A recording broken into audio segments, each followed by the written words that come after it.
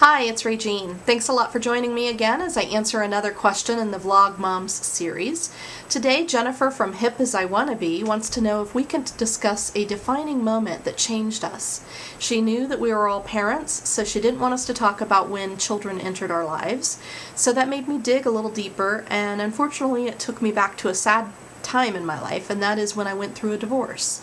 I wanted to not join the ranks of that club. I wanted to beat the odds. I fought for my marriage. I'm a loyal person in my relationships. My parents set a great example because they're still married, so I was not from a broken home. I didn't know how to process the fact that I was about to be divorced. So I immersed myself in reading about relationships and why they work and how they work and why they fail. And I also sought some counseling.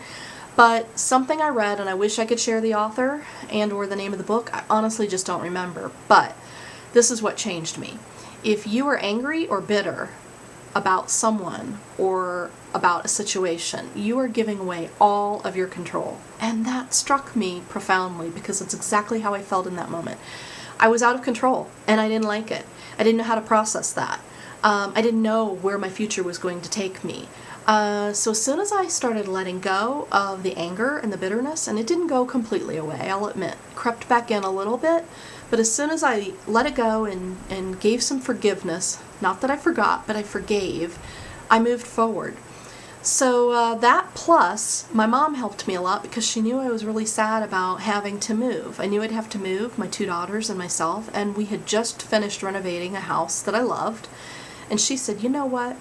That is bricks and mortar, and you can have a lovely home wherever you hang your hat. You know you'll make it your own. It'll be warm and inviting, so do not let the fact that you have to put a sign in the front yard define you or depress you. And I want to say thanks, Mom, because she's right. And I have a lovely home now. I had a lovely home right after I divorced.